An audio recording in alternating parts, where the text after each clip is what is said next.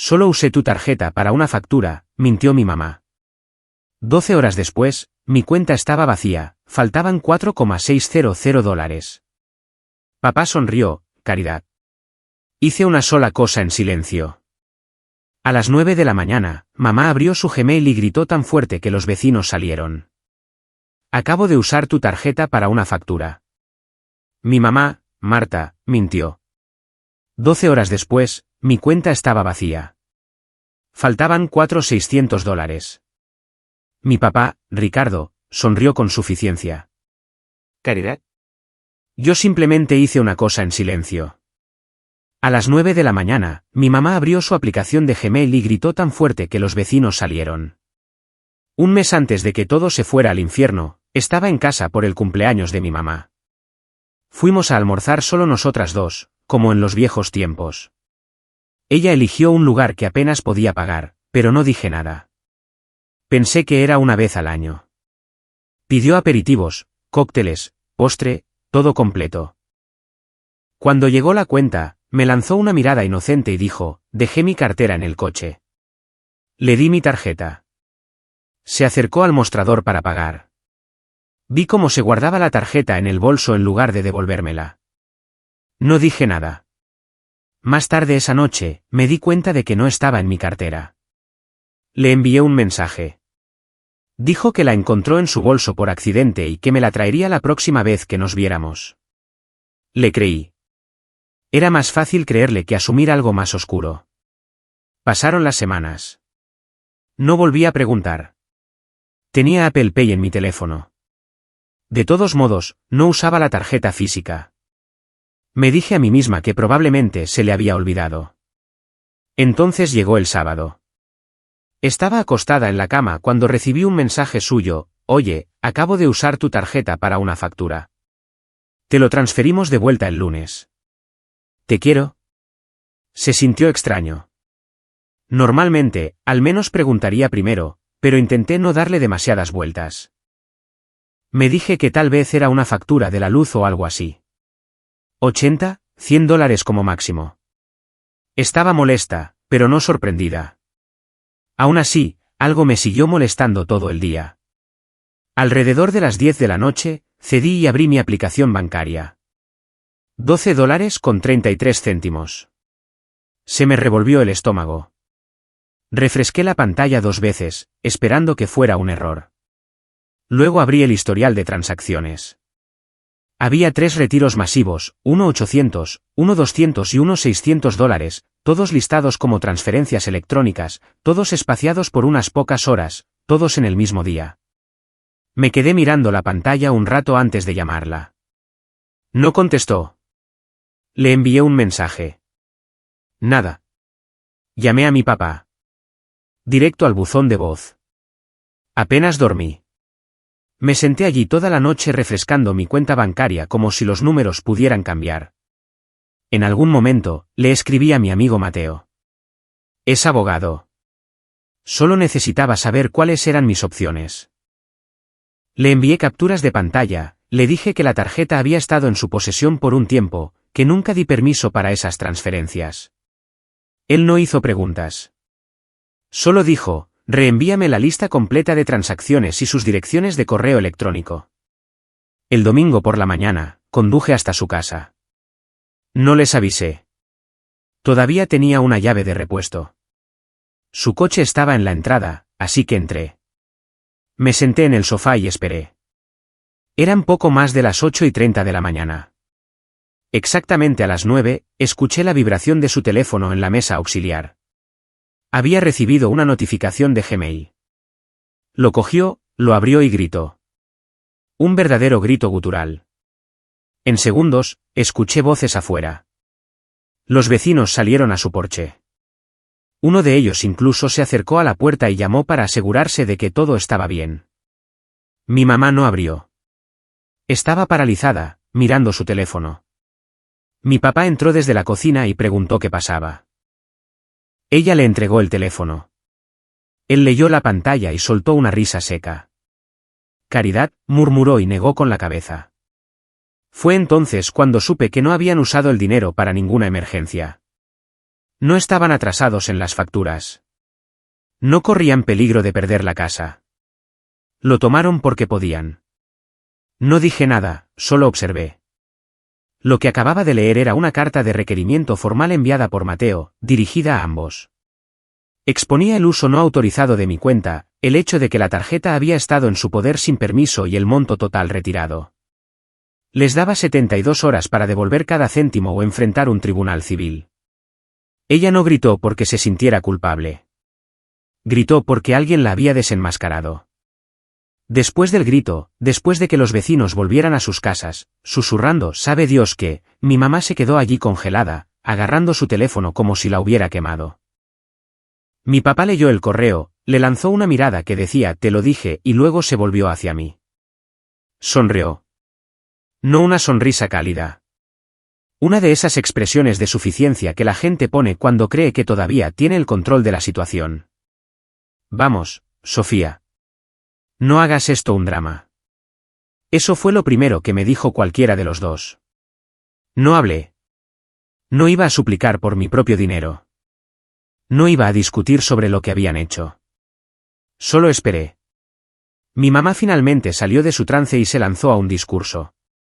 No una disculpa, no una explicación, un discurso sobre lo difíciles que habían sido las cosas últimamente, lo apretado que estaba el dinero, como yo nunca entendía lo que es ser responsable de una familia. Dijo que sí, tal vez se equivocó al no preguntar, pero no era como si lo hubieran robado. Simplemente usamos lo que ya estaba en la familia. Ese fue el momento en que me di cuenta de que esto no iba a ser un error que admitirían. Realmente pensaban que tenían el derecho. Cuando no respondí, mi mamá cambió de táctica. Se puso más ruidosa, dijo que había planeado devolverme el dinero, que yo no tenía derecho a airear nuestros trapos sucios y mandarle un abogado, que lo que hice fue una falta de respeto, agresivo, desagradecido. Dijo que la peor parte de todo esto no era el dinero. Era que me había vuelto contra mis propios padres. Le hice una pregunta. ¿Dónde está mi tarjeta? Ella parpadeó. Dijo que no estaba segura. Quizás estaba en algún cajón. No le creí. Entré en la cocina, abrí el cajón que siempre usábamos para trastos. Pilas viejas, bolígrafos, monedas sueltas, y ahí estaba, mi tarjeta justo debajo de un folleto de publicidad. La recogí. Me siguió e intentó decir algo sobre que tenía la intención de devolvérmela, pero simplemente me di la vuelta y salí. Me siguió hasta la puerta, gritándome que estaba exagerando todo. Para cuando llegué a casa, tenía 9 llamadas perdidas suyas, 5 de mi papá y 2 de números desconocidos. Luego llegó el mensaje de texto: no arruines a esta familia por un malentendido. Habla con nosotros antes de hacer algo estúpido. ¿Crees que un abogado va a arreglar esto? No respondí a ninguno. Los bloqueé a ambos y a los números desconocidos. Una hora después, recibí una llamada de mi tío, el hermano de mi mamá, Héctor. No hablamos a menudo, pero siempre ha sido decente. No como el resto de la familia. Dejé que sonara una vez y luego contesté. No perdió el tiempo. Dijo: oye, acabo de salir de casa de tus padres. ¿Qué está pasando? Aparentemente, uno de los vecinos lo había llamado después de escuchar los gritos. Le dijo que algo grave había pasado. Fue a ver qué ocurría. Mi mamá estaba histérica. Mi papá, impasible. Ninguno de los dos le contó toda la verdad. Así que yo lo hice. Le conté sobre la tarjeta, el mensaje, los retiros, la forma en que se quedaron en silencio cuando los confronté y cómo se volvieron contra mí en el segundo en que un abogado se involucró. Hubo un largo silencio después de que terminé. Luego dijo: necesitas presentar una denuncia policial. Incluso si no actúan, crea un registro. No querrás que le den la vuelta a esto y parezca que les diste permiso. Ya sabía que tenía razón. Le dije que lo haría ese mismo día, y así fue. Imprimí el extracto bancario, el mensaje de mi mamá y una captura de pantalla del correo de requerimiento que Mateo había enviado. Fui a la comisaría sobre las 5:30 de la tarde. ¿Estaba tranquilo? Le dije al oficial en el mostrador que necesitaba denunciar retiros no autorizados por un miembro de la familia. No pareció impresionado. Me hizo algunas preguntas, escribió algunas cosas y luego dijo, esto parece un asunto civil, no penal. Le pregunté directamente, si alguien que no conozco toma mi tarjeta y la usa sin permiso, es un robo. Pero si lo hace mi madre, es solo un asunto familiar. No respondió. Solo me dio un formulario y me dijo que lo mantendrían en sus archivos. Me fui con un número de caso. Eso era suficiente. Cuando llegué a casa, llamé a Mateo y le conté lo que había pasado. No perdió un segundo. Esa noche, justo antes de la medianoche, presentó una demanda civil. A la mañana siguiente, recibí un correo electrónico. Era de Mateo. Mis padres estaban oficialmente demandados. Serían notificados en 48 horas. No lo sabía entonces, pero lo que sucedió después de eso. Las llamadas, las súplicas, las amenazas, los secretos. Ese fue el verdadero comienzo. Fueron notificados el martes por la mañana. Me enteré 2 horas después cuando mi mamá llamó desde un número que no reconocí. Contesté sin pensar. Supuse que podría ser alguien del trabajo. En el momento en que escuché su voz, temblorosa y llorando, casi colgué. No dijo hola. Fue directo al grano, Sofía, ¿qué estás haciendo? No tenías que hacer esto. Podrías haber hablado con nosotros. Me quedé en silencio. Ella continuó. Dijo que fue humillante, que el vecino vio al tipo entregarles los papeles y ahora todos piensan que somos criminales. Luego me soltó una frase que no esperaba. Ya te dije que te lo devolvería. ¿Qué más quieres de nosotros? Como si los estuviera exprimiendo por dinero que no debían. Como si yo fuera la irrazonable. Le dije que hablara con Mateo, mi abogado. Luego colgué. Bloqueé el número 5 minutos después. Por la tarde, mi teléfono empezó a sonar de nuevo. Esta vez era mi papá. No contesté. Siguió llamando. 5 llamadas perdidas en menos de 30 minutos. Finalmente contesté a la sexta. No gritó, no lloró. Habló como si estuviera cerrando un trato de negocios. Calmado, ensayado. Dijo que lo que pasó fue feo pero solucionable y que estaba dispuesto a arreglar las cosas. Pero que yo necesitaba retirar la demanda antes de que las cosas fueran demasiado lejos. Luego vino la advertencia, escondida en una pequeña frase tranquila como si no significara nada. Sabes, estas cosas no solo nos hacen daño a nosotros, también te hacen daño a ti. Te arrepentirás de arrastrar el nombre de la familia por los tribunales. Fue entonces cuando me di cuenta de que nunca tuvo miedo de estar equivocado, solo de estar públicamente equivocado. No respondí. Simplemente terminé la llamada. Esa noche, apareció fuera de mi apartamento. Se quedó en la puerta durante mucho tiempo, llamó, dijo mi nombre, dijo que solo quería hablar. Luego, cuando no contesté, dijo algo que me heló la sangre. No vas a ganar esto. Es tu palabra contra la nuestra. Sé inteligente. No abrí la puerta, pero grabé todo. Le envié el audio a Mateo. 10 minutos después, llamó. Te amenazó. Eso no es poca cosa. No estaba asustada exactamente, no de él. Pero estaba enojada de una manera que se sentía pesada, como si ya hubiera terminado de jugar a la defensiva. Mateo preguntó de nuevo si quería llegar a un acuerdo si ellos lo ofrecían. No respondí. Todavía no lo había decidido. Al día siguiente, fui a trabajar como de costumbre. Alrededor del mediodía, mi jefe me llamó aparte. Habían recibido un mensaje de voz de alguien acusándome de malversar fondos de la empresa y de estar bajo investigación por fraude. Trabajo en marketing. No toco el dinero de los clientes. Era una tontería, pero dijeron que aún así tenían que informar del incidente internamente. Me senté durante toda esa conversación sin reaccionar, pero ya sabía quién lo había hecho. Solo 2 personas sabían dónde trabajaba, y solo una de ellas había estado fuera de mi puerta hablando de que yo no ganaría. Más tarde esa noche, llamé a mi tío Héctor. Había estado en silencio desde el día que presenté la denuncia. Ni siquiera sonó sorprendido cuando le conté lo de mi trabajo. Dijo que mi mamá y mi papá le estaban contando a la gente una versión muy diferente de la historia. Le pregunté qué habían estado diciendo. Dudó, luego me lo dijo directamente. Le están diciendo a la familia que te ofreciste a ayudar a pagar una factura y luego lo convertiste en una demanda para hacerlos quedar mal. Que malinterpretaste algo pequeño y reaccionaste de forma exagerada. Estaban reescribiendo la historia, no solo para salvar las apariencias, sino para convertirme en la villana.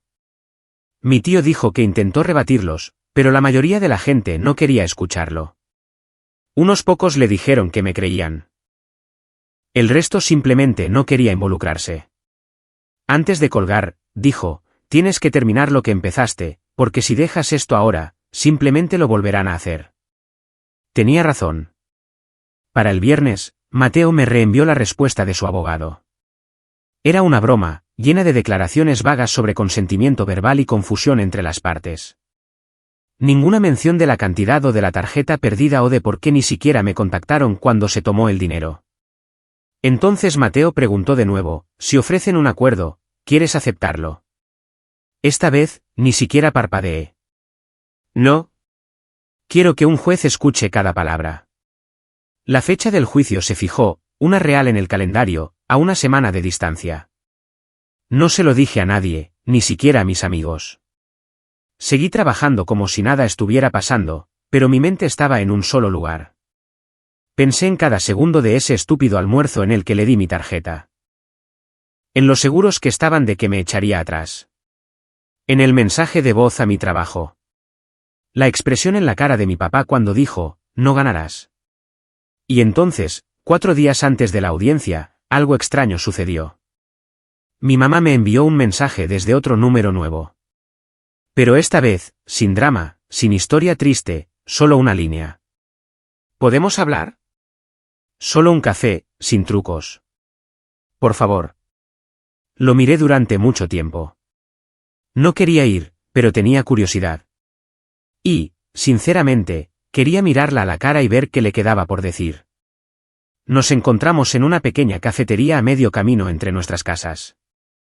Llegué temprano y elegí un asiento frente a la puerta. Ella llegó tarde, con aspecto de no haber dormido.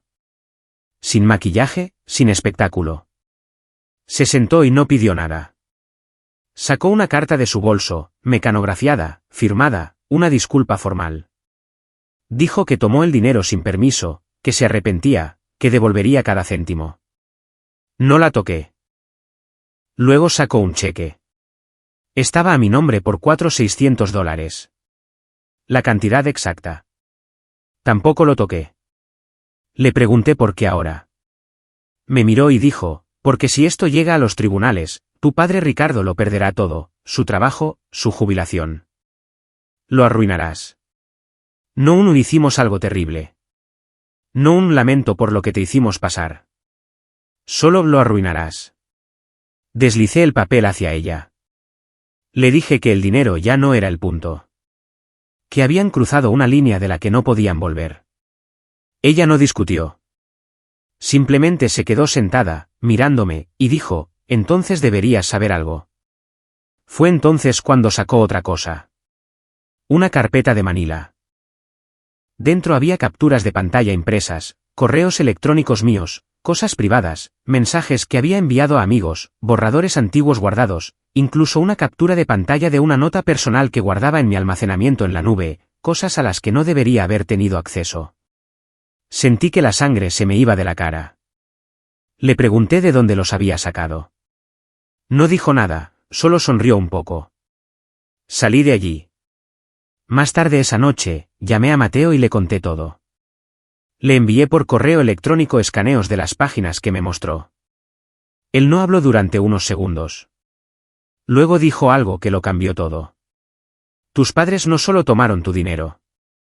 Te han estado espiando. Explicó que lo que le había mostrado, especialmente esa nota privada de mi nube, significaba que o bien habían hackeado mi correo electrónico o de alguna manera habían accedido a mis dispositivos antiguos. Que esto ya no era solo civil. Era robo de identidad, fraude electrónico, ciberdelito. Me preguntó si alguna vez había iniciado sesión en mis cuentas desde su casa. Lo había hecho una vez. Usé su viejo ordenador de sobremesa mientras los visitaba por Navidad del año anterior solo para revisar mi correo.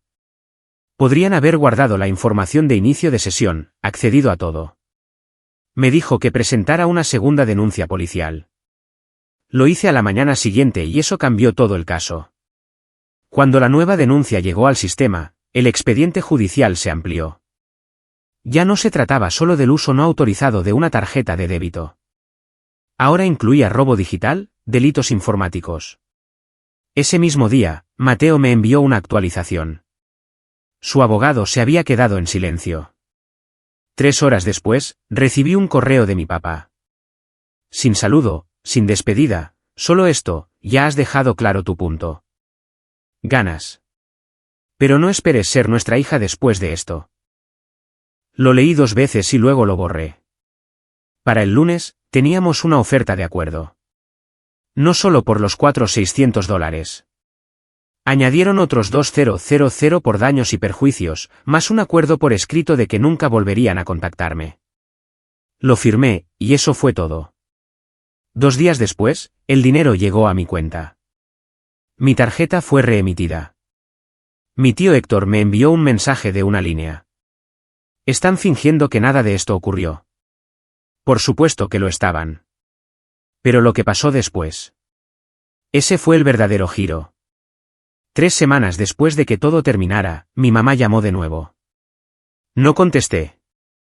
Dejó un mensaje de voz. Estaba enferma. No falsamente enferma. Algo serio. Dijo que mi papá quería hablar. Dijo que necesitaban ayuda. Y escuché todo el mensaje sin sentir nada. Habían sido 3 semanas de paz. Sin mensajes, sin llamadas, sin visitas sorpresa. Había empezado a dormir mejor. Dejé de revisar mi teléfono cada 10 minutos. Incluso pasé un día entero sin pensar en ellos. Y entonces llegó el mensaje de voz. Era la voz de mi mamá, pero más pequeña, tensa, como si estuviera tratando de no llorar. Dijo que le habían hecho algunas pruebas, que los resultados no eran buenos. Algo sobre una masa, algo sobre más estudios necesarios. Dijo que mi papá quería hablar conmigo. Y luego vino la parte que no esperaba. Esperamos que puedas ayudar. No lo borré. Tampoco respondí. Simplemente me senté allí durante mucho tiempo mirando mi teléfono como si pudiera empezar a explicarse por sí mismo, porque en algún lugar de esa voz, enferma o no, estaba la misma mujer que me miró a los ojos después de robarme y lo llamó asunto de familia. Al día siguiente, recibí un correo de mi papá. Solo una línea, necesitamos tu ayuda con los costos del tratamiento. No nos ignores. Sin contexto, sin adjuntos, sin mención de lo que hicieron o por lo que me hicieron pasar. Solo la suposición de que yo volvería a asumir el papel que me habían escrito. Pero yo ya no era esa persona. No respondí. En su lugar, llamé a Mateo. Ni siquiera dudó. Dijo que no había ninguna obligación legal. Que sus facturas médicas, su situación, su silencio, nada de eso era mi responsabilidad. Luego dijo algo en lo que no he dejado de pensar desde entonces. Esto siempre se ha tratado de control. Cuando no pudieron hacerte sentir culpable, intentaron asustarte. Y ahora están intentando la compasión. Es solo otra táctica. No estaba siendo frío. Estaba siendo honesto, pero aún así me hizo sentir como basura. No porque me sintiera culpable. No lo hacía. Sino porque estaban apostando a que yo me sentiría culpable. Pasaron 3 días. Entonces apareció mi tío Héctor. No llamó. No envió mensaje. Simplemente tocó a mi puerta como si fuera 1999 y todo el mundo todavía visitara a la gente sin avisar. Parecía más viejo que la última vez que lo vi. Como si todo esto lo hubiera envejecido a él también. No se quedó mucho tiempo. Solo dijo que quería hablar y lo dejé. Nos sentamos en la mesa de mi cocina y dijo, ella realmente está enferma. Etapa 2, algo en el hígado. No es terminal todavía. El tratamiento es posible, pero caro. Luego me dijo algo que no esperaba. Pensaron que esto te traería de vuelta. No lo dijo como si fuera un plan que hubieran tramado. Lo dijo como si fuera una esperanza silenciosa a la que se aferraban. Realmente creían que enfermarse borraría todo. Me dijo que estaban pasando apuros. Que mi papá ya había comenzado a vender algunos activos. Que sus ahorros casi se habían agotado. Que le estaban diciendo a todo el mundo que yo todavía no estaba lista para perdonar. Esa frase se me quedó grabada, no estaba lista para perdonar, como si el perdón estuviera pendiente, como si tuviera un reloj moral corriendo dentro de mí. Dijo que no iban a volver a pedirlo, que si yo no daba un paso al frente, iban a cortar los lazos para siempre. Le dije que ya no tenía miedo de eso. Él asintió. No discutió. No presionó. Solo dijo, creo que esperaban que fueras la persona más madura, aunque ellos no lo fueran. Y luego se fue. 2 días después, cumplieron su amenaza. Me eliminaron del grupo familiar de Facebook. Mi nombre desapareció del calendario compartido que usábamos para las festividades. Mi prima me envió un mensaje preguntando por qué no estaba en la lista como pariente más cercano en el hilo de correos de actualización médica. Le dije que le preguntara a mis padres. Luego vino el bloqueo. Teléfono, todo. Sin mensaje final, sin despedida dramática, solo silencio. No dolió como pensé que lo haría. Porque por primera vez en mi vida, finalmente estaba fuera de su alcance. Sin culpa, sin obligación, sin más papeles que interpretar. Solo yo, libre. Han pasado 9 meses. Ni una palabra de ninguno de los dos. Sin mensajes, sin correos, sin disculpas, sin un nos equivocamos. Ni siquiera un mensaje de cumpleaños pasivo-agresivo, lo cual para mi mamá era prácticamente una tradición. Cuando me cortaron, lo decían en serio. Fue limpio, final, preciso, como arrancar una página de un libro y fingir que nunca estuvo allí. Al principio, esperaba que se sintiera como un duelo. Esperé a que la ola golpeara. Me preparé para esas mañanas tranquilas en las que el silencio se sentiría más pesado que su presencia jamás lo fue. Pero esas mañanas nunca llegaron. Seguí esperando sentir una pérdida real, pero no apareció. Lo que vino en su lugar fue una especie de paz que nunca había conocido en esa casa. Una quietud que no pedía nada a cambio. Y me di cuenta de algo brutal pero honesto. No los extrañaba a ellos.